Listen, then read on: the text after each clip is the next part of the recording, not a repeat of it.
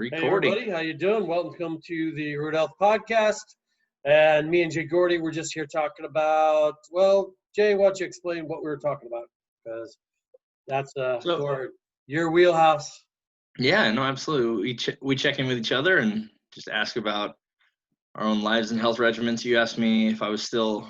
I've mentioned on previous podcasts that I have COPD. So you asked me if I was still taking my inhaler regimen, and yes, I am. But it's been kind of whittled down to what works, which is something I wanted to talk about on the podcast tonight. Anyway, it's kind of experimenting and eliminating variables on yourself with different supplements or like just pieces of your workout regimen. I was going to talk about some of that.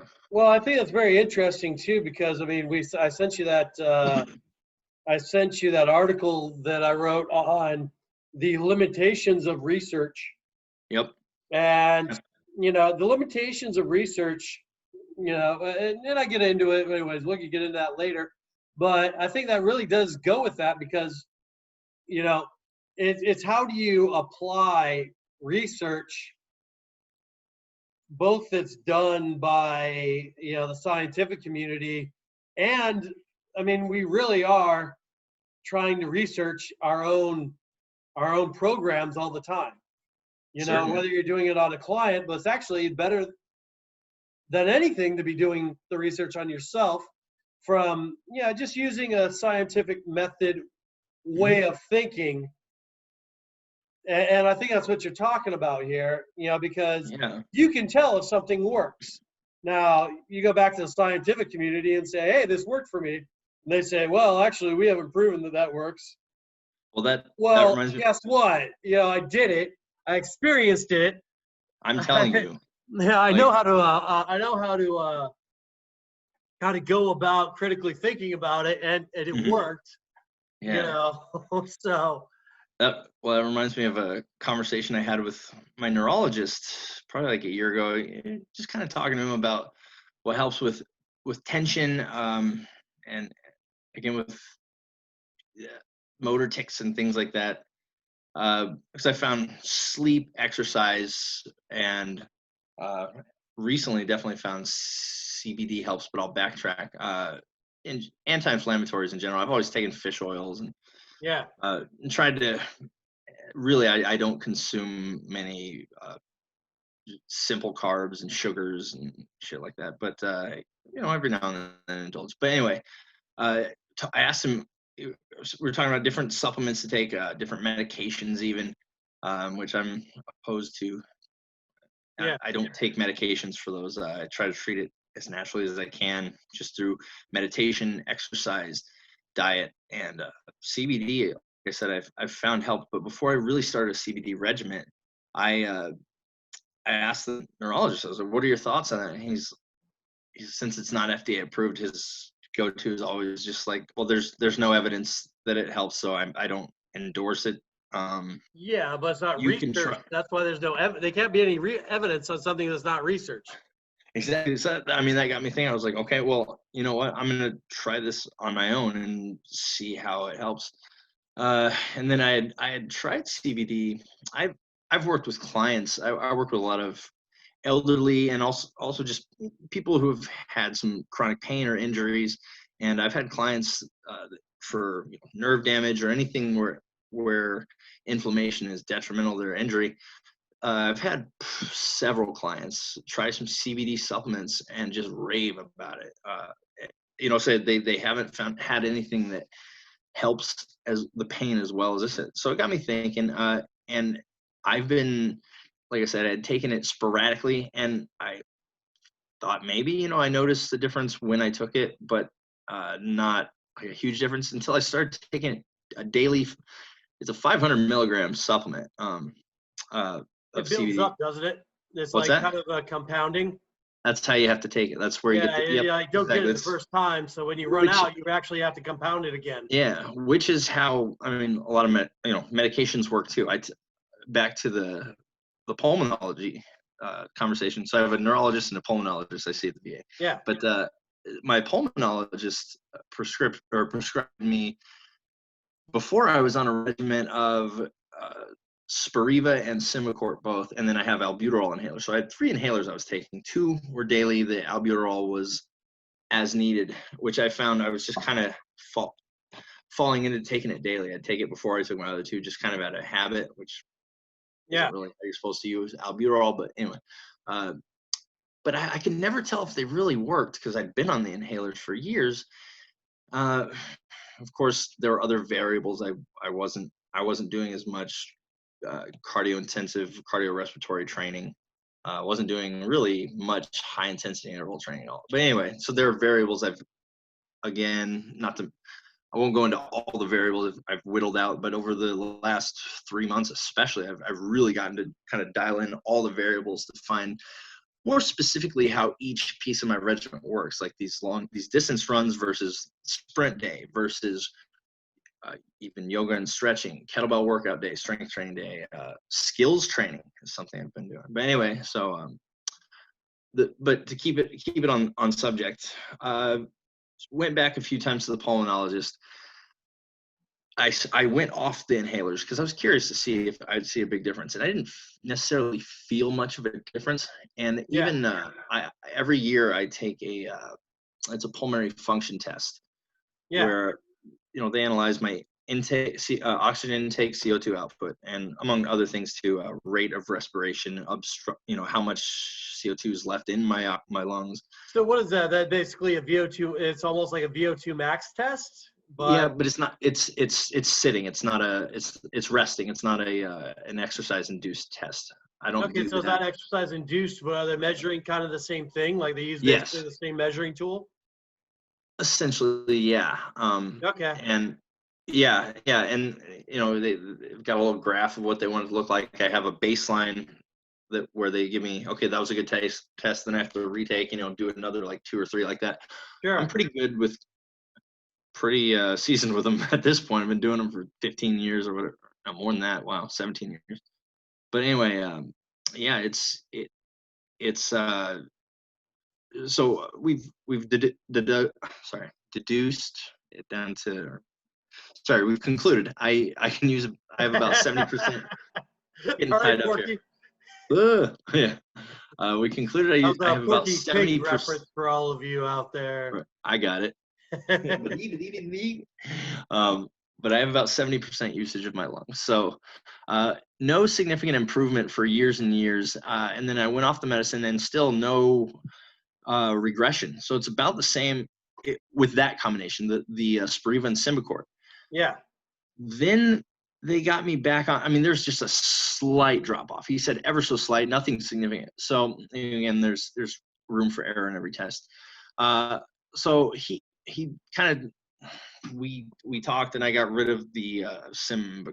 So I'm just on the Spiriva, and I actually, with just that, I do feel kind of a difference each day. And this is before I really picked up my running and whatnot. This was just kind of like, where same kind of exercise I've been doing for years. I do feel a bit of a difference. So now I'm on that regimen. That's seems to be working well. And then so I've stepped it up with the cardio training, and now I always had like crackling in my lungs. I just always would have some on my exhale, and so because I get air trapped in my bronchioles and alveoli are very they're inflamed from the scarring from the SARS virus. Those of you who didn't hear a previous podcast about it, but anyway, so there's a lot of obstruction. So I would just kind of like have crackling in my chest, especially at night and whatnot. But since I've gotten into a good running routine, my lungs get regular exercise, I can tell a difference. Like days I don't run, I get a little bit of that crackling or wheezing more. Days I do run, nothing. I mean, they're strong, they're open up. I mean, so for me, it's just essential that I exercise them. Otherwise, I feel a difference now. Anyway, it's a long opener on my end, but please. Well, no, man, that's all right. It's funny that you mentioned, but you mentioned, I mean, this CBD. You're talking about actually taking an approach, number one, to where you're, eliminating. It's just like what we do with people's diets. We eliminate one thing, eliminate another, and we want to see what actually, once you eliminate it, has the biggest seems to have the biggest effects. And then once Yeah. you add things back, what has the biggest effects? Mhm. As well as, when you're changing somebody's program, is it, if you're strength training, you change the reps, you change the rest increments, you change the time of day, you change the intensity, you Mhm. change, and so you change all those things one variable at a time. Yep. And so you're taking that approach, which is great. That's perfect. I mean, Well, these 3 months have been ideal for that because I've had every day's been the same or similar enough to where I can have a consistent schedule in throughout my whole week. Just from being home and having the time available to do this stuff. So that's how yeah, I've been kind of able to systematically eliminate certain things. And as I'll maybe probably get back to in a little bit, that's how I kind of figured out how significant of a role the CBD plays in with motor tics and stuff like that versus I've done consistent yoga and meditation, consistent cardiorespiratory, consistent strength training, and kind of tweaking each one week by week or over this period of time, kind of dialed it in that's like probably one of the most significant helpers, and then it's even eliminating things like caffeine and whatnot. But yeah. Oh yeah, I was just gonna say it's interesting you mentioned CBD because when I was working at that spinal cord with the spinal cord injury mhm, folks, this was just before they started legalizing marijuana, but yeah, every single one of those people swore by marijuana. yeah, I don't know if it's CBD or if it's THC, and it's great right now that we can actually approach that. and have an open With the conversation too. Yeah, you can actually take that and you can eliminate one and have more of the other and yeah, all that. It's a pretty amazing time in the last 100 years, at least for that. hmm At yeah, least for for that. sure. There's a positive, positive thing out there. Yeah. Uh, as you said, in the last 100 years, there's a point where it was legal, totally, pretty used pretty widespread, and then banned, and yeah, and then you get misinformation and whatnot. But Yeah, now we're able to study it and see a lot of firsthand testimonials, which is absolutely. like I said, and I understand there THC and CBD kind of go hand in hand. Like the THC on small levels can enhance the effects of the CBD as well. From Yeah, my that's what I've understanding, heard. that I think that's some common knowledge. But Now, that's why you're supposed to use uh, CBD from cannabis, correct? Not CBD. I mean, CBD from hemp isn't as good as the CBD from cannabis. uh, again, I could be I just wrong, heard but this, by the way. I'm no expert. yeah, I could be wrong. But to my understanding, yeah. But not to say that the CBD from hemp isn't effective. It's just I believe it's kind of like one supplements the other. Okay. Uh, so yeah, and again, yeah, there's experts will tell you there's different strains that have different concentrations of both. So who knows? But I'm taking just right now a strictly CBD supplement, and it seems to be working pretty well. Like All right. just consistently taking it, and definitely notice a big difference. Again, I'm getting the same amount of sleep, same amount of exercise, doing the same amount of meditation that I've been doing, and uh, breathing exercises, cold shower, you name it. I try it all. Yeah, no But doubt. That's the one thing about so many things out there now is that it's like to get anybody, like you just think of like the normal amount of shit yeah, that a person is supposed to do, just like brushing your teeth, combing your hair, shower, work, drive, take care of the kids. yeah, And then you add in like all the different things you can do in the, I guess, kinesio sciences, with, you got like the types of workouts you can do. You got to do your cardio, you got to do your mobility, you got to do your strength training, you got to do your meditation, got to do your hot and cold, you got to do, like, you got to make sure you eat exactly right and know how to eat right. And it's like, it's holy shit. Well, and then it's easy to become an obsessive weirdo with it too, you know. Yeah. But I mean, that's where again, there's it's finding a happy medium with everything. exactly. Well, it's funny too because I had told you like one of the main things, one of the main subjects that I was interested in, rapping about Yeah. was education in training. You Yes. know, and it really, it's always bothered me, really bothered me that trainers don't educate. Yeah. For the first, the one of the reasons why is because, well, most trainers, as we know, aren't really great at the education thing in the first place because it's one of those one jobs that you can get without an education. Yeah. I mean, so Absolutely. that's one of the hurdles to that. But the thing is that, I always put it this way: if you walked into a job and you're at your job and they sent you to this, this training, they called it a training, Mm-hmm. and you came back from your training and you said, "Okay, back from training," and you had sat down at your computer, or your job, or your workspace, or whatever it is. They said, "Okay, so where's my trainer?"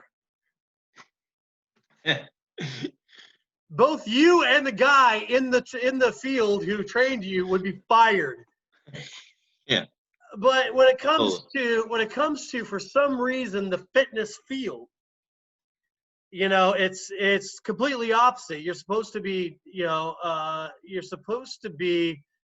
relying on this person, and I just think that's ass backwards. Mm-hmm. And yesterday I had a client, and and so I educate my clients pretty heavily, Yeah. but with the intent of, take what you need, leave the rest, and hopefully there's not too much of the rest. Yeah. I don't want to give somebody overload. And Useless. Yeah. they're like, why do I have to? Why do I have to listen to a lecture? Yeah. And I said, well, I'm not giving you a lecture. I'm giving you a concept that is related exactly to the question that you were posing. Yeah. And they're like, well, why can't you just tell me what to do? Because I kind of zone out when I have information. And I So said, it's uncomfortable, and yeah, I said, I said, well, do you brush your teeth? And they go, yeah. Do you know why you brush your teeth? Well, yeah. Would you still brush your teeth if you didn't know why you brushed your teeth? Well, I mean, other than the obvious about your teeth, your mouth feels cleaner. yeah. I mean, Smell your own breath. it's like you have to have a certain amount of education to make the connection with number one. Number one, for what you just talked about. When you're working with yourself, you have to be able to critically think about what's happening in your own body. Yeah. And about the procedure that you're going through. Mm-hmm. Whether that procedure is taught you by somebody else or whether you're doing it yourself. Yeah. And number two is the focus that goes along with that critical thinking on those singular, factors and variables that you're trying to isolate in order to know what to focus on. And the third thing is the independence to be able to go out there, just like Sure. our analogy with the person coming back from work. They need to be independent of a teacher. You shouldn't have somebody standing over you the entire time when you're doing things. And I think that's a big paradigm shift that needs to be made in, it seems to be a shift that's been made somewhat in education. Yeah. I think it needs to be made a lot more in education to where we actually attack subjects. While you're in algebra, you should, not be thinking about, well, when a train gets from point A to point B and it's going to meet another train. Well, that's applicable, but not as applicable as if, other things like, so if you invest $10 a month in, a 10% yield mutual fund, how much will you have in 30 years? That might be something that engages people a little bit more, although, the algebra is obviously different on those two things. I think that we need to be making that connection through education more. And I think in fitness, it just bothers me that we still have people thinking that all you need to do is walk through the door at some joint and have, and have some jackass 14-year-old teach you what to do. And you walk out and, after 6 weeks, you're skinnier, and after 7 weeks, your back's injured. And they go, Yeah. oh, well, I got results, but, and then they go, oh, but it wasn't you. It Well, was you when they're talking to the 14-year-old. Yeah. It was you. It was the 14-year-old. So It was the person that didn't educate them. Yeah, I mean, we live in the quick fix culture, right? So there's the appeal of the illusion that, like, oh yeah, I'll just sign up with a trainer. He'll give me the results. But I mean, I've always talked to, well, one, on the education side, what you're talking about is, differentiation for sure. Like you gave the example of, teaching how to, well, with math, trying to incorporate life skills in with the lesson to just maybe make it more appealing, more practical to the student. And yeah, that's really what you want to do in education. And I've found in training that, I remind clients that it's an investment in themselves, not only in, just trying to get them to their goals, but giving them a real world experience in how to achieve those goals, and knowledge on kind of how to take their body through that kind of transition, and understand and recognize what's going on. Of course, this is, for anyone who cares to know these things, and that's why it's important in that initial consultation and screening. Just kind of fun, at least I've found, for client retention especially, it's important to I don't teach people who don't want to learn. Right. Yeah. No, it's totally if you don't important. want to learn, that's part of the work. And if you don't want to do it, because what happens is, inevitably, I get somebody arguing with me, and you're like, half the reason why you're coming to me versus somebody else, is because my paradigm is different. Yeah. Everything you've been told, everything that you're shown on Men's Health magazine and Cosmo and Shape is 90% shit. They take a nugget of truth and they blow it out into something that they take a nugget of something and they blow it out. Yeah. And it's something that works for everybody. It's true for some people some of the time. No, for sure. And then it's like, well, all the people all the time think they should use it. And it's the wrong tool for the wrong person at the wrong time. And what I end up having to do is re-educate, and then you're consistently going over and over and over. That's what I was going to say. A singular video and a singular article should be able to change that person. And I thought about it, it's like Miyagi, Well, Miyagi, he had an advantage with Daniel when he says, don't question, otherwise you're fucking fired. And Miyagi had an advantage. He was the one guy. Daniel couldn't go anywhere else. And what he had the YMCA before, and he got his ass kicked from the YMCA. Very analogous to what happens when somebody, takes CrossFit and then gets hurt. Right. They end up being Daniel. Then they come to me and they say, okay, well, all right, Miyagi, teach me. And I go, all right, go wax the fence. Well, why do I have to wax the fence? What they don't get is the fact that, you didn't get the thing where you're not allowed to question. It's not that specific exercise. And so, but the problem is with us is that Miyagi had a monopoly on Daniel. Daniel wasn't going to go next door. He had already gone to Cobra Kai. Yeah. He'd already gone to Cobra Kai, so his other avenues were cut off. Great. Whereas in the world that we live in, there's so much cognitive overload from that industry that that's why that you have to be able to see through it, and only education can help do that. Yeah, absolutely. And I found that's why just establishing trust, the client's trust is everything, because there are so many quick fix fads and diets, and I saw this person lifting that way and they looked really cool doing it. I want to do that at the gym. Hey, can we work on the bench more? I want to develop, they coming in like that. But really doing little things in that initial consultation and first session, just like take them through movements. Again, just movement screening protocol and checking, just some of the basics, the overhead squat assessment, single leg squats, the mobilities and those things, just kind of seeing where they're at. I don't know, taking them through something, letting them feel like their imbalances in inefficiencies, and kind Hold of on just real quick. reassuring. What are you saying? Oh no, just about establishing trust.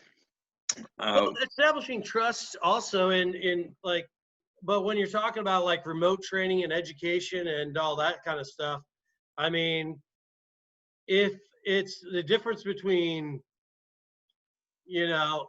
establishing trust could be through marketing, it could be through, because you got to remember that credential in your not, case, if you're not credentials. one-on-one with somebody, you're not in, you're meeting somebody who you don't know. Yeah. You went through the consultation, you went through all that stuff. That's fine. But, having them trust your information more than all the shit and everything that has not worked for them before. Yeah. And so a large part of them trusting what you're telling them to do versus what they've been told before, especially when you're somebody like what our programs are, where they're less intense. Yeah. And they're more, people feel like they're not beat up. Yeah. They're like, I thought I had to be beat up. I thought I had to go to failure. This is weird. I thought I had this. I thought I had to do that. Yeah. And you got to go, no, you don't. And then they come back the next time and say, oh, but I thought I had to do this, and I thought I had to do that. And and you're like, no, you don't. Like, oh, I thought that I was going to lose weight by burning as many calories as possible. Well, that's true, but there's a little bit more nuance to it than just doing it during a cardio session. And so, how do they trust that is there? And that is through understanding the underlying concepts, and that's where education really comes in. One thing because they have to trust what direction they're going to go in.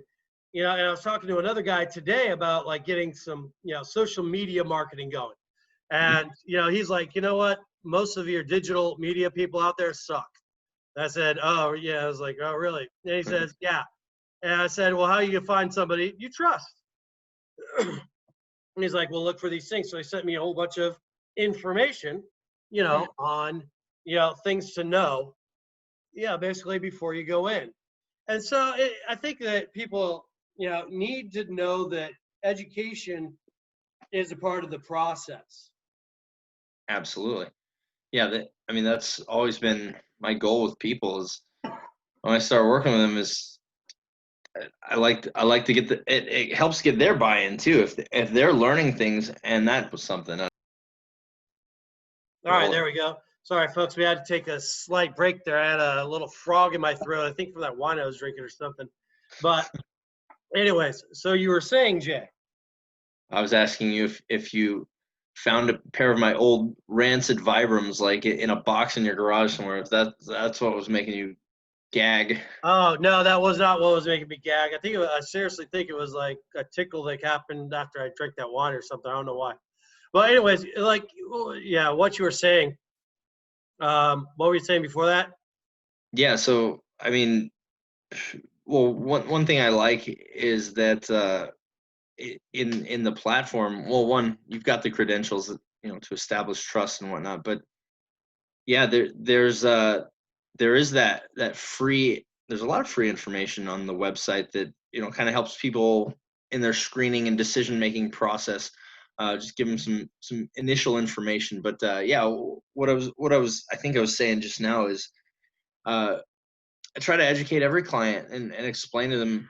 It's kind of the teach a man to fish principle. It's like give someone a fish, they eat for for a day, teach someone to fish, they eat for life. And I mean, that's essentially Use that analogy all the time. All the time, yeah. And I structure the program that way to where, you know, they do enough of certain movements. Well, essentially the things we cover in phase one kind of become their warm-ups and what they prep with and they do outside of our sessions, so we can transition and progress into a phase two, and, you know, addressing other issues and constantly improving. But the way to do that is through actually a check for understanding. They need to test. They need to make sure they can successfully complete some of the phase one objectives before going into a phase two. And they don't, I mean, sometimes it's like whether or not they're trying to absorb that by performing those movements and just knowing what they're going to be testing on, it does help them learn in the long run. And you at least give them a good solid foundation for what they could do. At least if they went into the gym for the rest of their life, they could stretch their body out efficiently and go through a good strength training routine for maintenance, or just, you know. Absolutely. I mean, even if somebody it's almost about breaking down myths, you know, or giving somebody a bullshit meter is what it's doing. It's like you go into, you know, CrossFit and say, wait a minute now, I haven't worked out for 5 years. Yeah. I worked out in high school though. Yeah. You know, then I was active afterwards. And then I haven't worked out for 5 years, and you know, we're gonna have you do as many reps as possible. Yeah. Well, you know, I think that bullshit meter should be going off. The fact is, it just doesn't. You know, it just doesn't go off. You know, and it becomes very nuanced. You know, it is like somebody goes in and they don't know what they're talking about, and they're going into one of those circuit training type places, and, you know, and they got a whole, like I said, they have these 20-year-old, you know, I said 14, but they had 20-year-old kids, you know, who have been working out on their own. You know, I put quotes up because working out is different than being taught by a strength coach. I luckily had the benefit of, you know, I was in a very lucky situation in this domain where I was taught only by strength coaches. I never walked into a gym and got taught by Joe Schmo. At least not right off the bat. You know, I mean, I was taught straight up, 14 years old, by guys.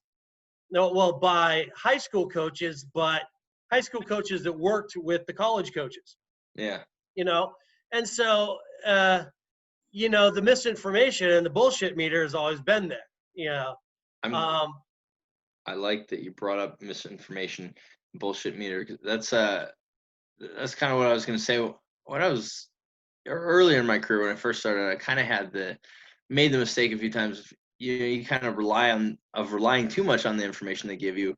Like I said, a lot of times people are covering up or afraid to share certain things or to disclose certain things. And I would just kind of try and tailor the programs based on what they were telling me versus on like actually taking them through a proper assessment and like taking them through things that could kind of cut through the bullshit. Yeah. And as I've matured and become more experienced over the 15 years that I've done this now, I've definitely just kind of found you take what people give you, but there's a lot of, like you said, the myths that they don't know or they're, you know, afraid to address or whatever. Well, that's a 7 questions deep thing, but you got to ask 7 questions deep without sounding like a creep. Like, so you want to get in shape. What do you want to get in? Why do you want to get in shape? Oh God, yeah, right. You know, okay. Well, you just want to lose weight and look better. Okay, why do you want to lose weight and look better? You know, and then you get 7, but you get to the 7th one. Because my wife broke up with me. Right. That bitch. Like they're on the podium. They're on the stand. You're the attorney just badgering the witness, you know. But yeah, you got to deal without badgering them. Like, so it reminds me of you know, it reminds me of the scene. Go like several. You know, you just got to ask a question every time. You know, and then by 7 sessions, you might have it. The salesman approach that we're encouraged to do at that place of employment we worked once upon a time that just keep asking why. I'm reminded of this scene where Steve Carell in 40-Year-Old Virgin asks that girl out, and he's like, Seth Rogen tells him to, kind of like play the cool guy role and just like be mysterious. And so he goes in and he's just asking her all these weird questions. And he's like, "Are you fine?" She's like, "Yeah." And then they go to the speed dating, and he's sitting down with that lady, and because it worked when he asked some other girl out, he was all mysterious and he's successful. But then he got to that other lady at the thing, and she's like, "Are you fucking stupid?" "Yes, I said I'm fine." He's like, "Are you fine? Are you sure?" Because it wasn't working. Yeah. That's what I was thinking with the. Well, you got to know. You also have to know what questions to ask when, asking 7 questions deep. If you're asking the wrong questions, you're not going to get anywhere. Yeah. But then sincerity. also, I mean, that's where sincerity comes in too. Yeah. And talk about trust building. You can see through. Like, I mean, sometimes people can't, but you can see through if the person you're talking to is actually listening to you or is sincere versus just again trying to sell you or whatever. But exactly. Yeah, so man, I was I got a chance to speaking of cross training and everything, I've been working on the skills stuff like that, the handstands and just some of the things we do like on the lighter training days before some of the skill. And man, it's really I found like the regimen of just doing more yoga and like body weight stuff around the house versus less like heavy lifting and whatnot. I'm much better at the like balancing handstands and even just cartwheels and stuff like that. I don't know. I feel like it's just become much more efficient. My own body weight. So one of the things that I always explain is most people would say the 3 components of fitness are strength, cardio, and flexibility. That's not that in my opinion isn't true. The 3 components of physiology, I really don't like the word fitness all that much, just because of what it connotates out of the marketing and all that kind of stuff, what the industry kind of delivers to you. But what I like in physiology and function of the human is strength, which has mobility as a component of strength. Mobility, and then you have cardiorespiratory, or what we call conditioning. And then there's a third category, which is what you're talking about, which is athleticism. And athleticism is kind of like everything nervous system. Even though strength is a skill too, so it's almost like strength is kind of a sign of kind of a, you could argue strength is a subcomponent of athleticism, but really athleticism is that coordination, balance, coordination, balance, explosiveness, footwork, reactivity, hand-eye coordination. And when I say reactivity, I mean not just reaction time. So reaction time would be another component. Your ability to react to a stimulus, agility. But reactivity meaning like how fast can you pop out, come from acceleration to deceleration. I'm sorry, deceleration to acceleration, or vice versa. And all those things are components of athleticism. So, I think that, if you took that and looked at just that sort of a principle rather than simply, then the other way where people are always, there's, strength, cardiovascular, and flexibility, and then there's other. Well, that's like gym. That's like gym fitness. Yeah. And there's, it's like you can do 3 things in here. Then I'm always like, athleticism is the very first thing you did as a kid in gymnastics, on the soccer field. when playing baseball, when just screwing Yeah, around with your multi-directional friends, movements. that's Yeah. all you did was athleticism, Yeah. climbing on the monkey bars, man. Mhm. You didn't count reps on the monkey bars. You just did it 'cause it was fun. Hopscotch. Again, going back to something we talked about on an earlier podcast in play, how play is removed as we become adults through the teenage years, everything. It's Yep. everything. I remember just high school sports became work, not, it wasn't play anymore. Yeah. We're conditioned that way. But I mean, when do we learn most effectively? When we're playing and in a state of play. But that's just not encouraged in our society. I mean, yeah, they talk about it like, oh yeah, you need your mental health days. You need, enjoy your days off, get out, get active. But no one's really emphasizing that and integrating that into their. What I do you say no one, like as a whole, like as part of the learning process in your jobs, your Absolutely. Well, if you think educational about that, system. Yeah. like what? Because you have you have sort of paradigm shifts. And I remember there's one thing that. So you ever seen the movie Moneyball? Yeah, with Brad Pitt and Yeah, that's a great Jonah Hill, yeah. example of paradigm shift. Yeah. And where he took a simple paradigm shift in the way you thought about recruiting players Mm-hmm. and shifted it to this other thought process. Putting together a lineup. Yeah. And what have you thought about coaching in general about a completely different shift? And you made that. So one thing is, there's a guy, I think he's in Arkansas or Texas or something like that, and he's in high school, and he coaches a complete no punt. He does a complete no punt offense.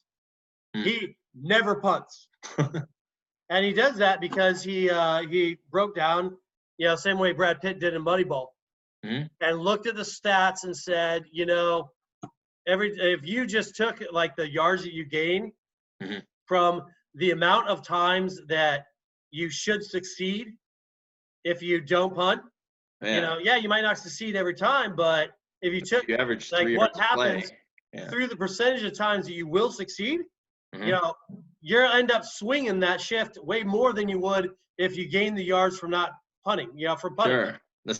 And he's been state champion, like just kicking ass. I'm wondering why they haven't headed that way in any college or professional league team. Well, remember years ago when there was the Wildcat offense, like that first hit the scene in the NFL, and like it just had people. I mean, you have certain players who could really execute that well. Like Michael Vick was one of the first players that was just like really a good fit for like the Wildcat offense and whatnot. Where the quarterback could be a threat to run, or you could dish it off and run, or yeah. And Tebow was. Oh yeah. He was supposed to be good at that, but he was not that great of a run. So it was just another running back. Yeah. Well, but I mean, I remember that was like such an effective, like a dangerous offensive weapon, and when it first came out, and only like one or two teams did it, and then next year everyone was doing it, and it was still effective. And then it kind of like they figured it out, and now it's not really a thing. You know what I mean? Like, what if you made it so that you had a sports team, let's say a high school team, but you just went at it as like you had 60 guys out there, and you just said, let's have fun. Yeah. Right. Now, show up if you want. I don't. I'm obviously making. This is far-fetched. I know because you'd have to, keeping accountable and stuff like that. But what if it's not? Has anybody tried it? Right. No, I don't. I probably wouldn't be the first football coach if I were a football coach to try it. Yeah. Right. But what if? Yeah. What if you was like, hey, everybody come out. All right, yeah, we're gonna run wind sprints, but that's what I've always loved. But how do you make it? How would you make it so that it is just purely fun?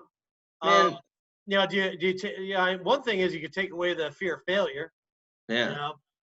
I mean, I always hated getting yelled at. That's one thing I love.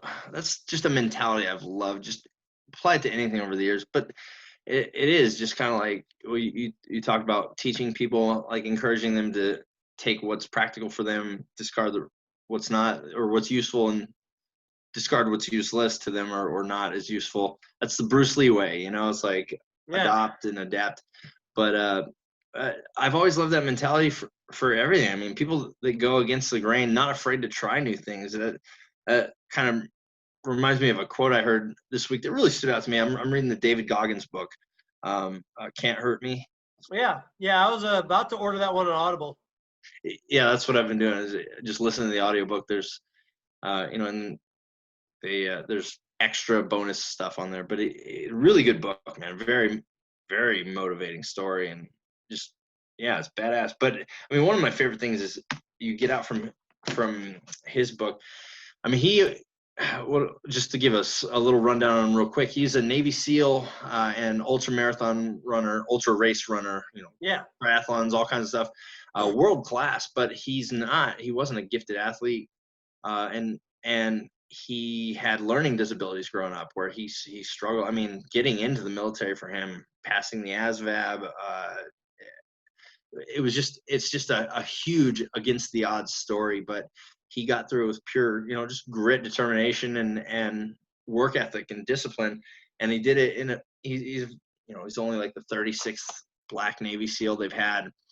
But he was all, and a theme in his book is always, he talks about being like the only one. He was the only Black guy in the small town that he grew up in, and he was always the only one here and there, the only one with learning disability in the classroom, the only one with these challenges. But instead of giving himself the victim mentality and he calls it a little poopy pants mentality, he'd just not do things. When people told him that's impossible, you can't do it, discouraged, he would just do it his own way. He wouldn't study the traditional ways that worked for other people. He'd found his own way. But that's kind of what I look for in teaching is not if there's something that doesn't work, or there's students that haven't had successes with other things, don't try the same things. Always be willing to be flexible enough to adapt.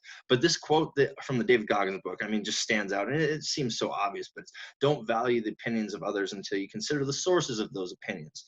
Of course, that's kind of saying there's all that useless information out there, or, again, people, the snake oil salesman out there putting those, but don't let their reality be your reality.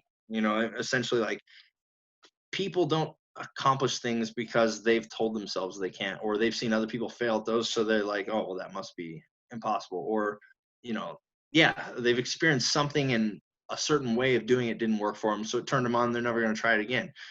But I like, in our job, we can just step back and take a different approach and help someone accomplish those goals, or get past those obstacles in just a different manner. Yeah. Differentiated approach. Anyway, I thought that was a good little transition. Well, I think if we come full circle, it goes back to having the education to try something different, and also having the, but you also have to, the subject, the student, the client, the patient, whoever it is, has to have enough education to, number one, look at where the information is coming from in the first place. Yeah. And number two, to trust the path that they're being led on, or that they're leading themselves on. Again, it helps when you live it. When you're dedicated to your own self-improvement, that's contagious. People feel that too. So, I mean, it's easier to trust someone who's not the 100-pound overweight trainer telling someone how to eat and how to live. So. Yeah, exactly. Right. Well, hey man, I think that's our time today. So perfect. Excellent. Well, thank you very much, my co-host Jay Gordy. Yeah, and I will hopefully be talking to many of you out there in the ether, in real life, very soon. Right. We'll talk to you soon.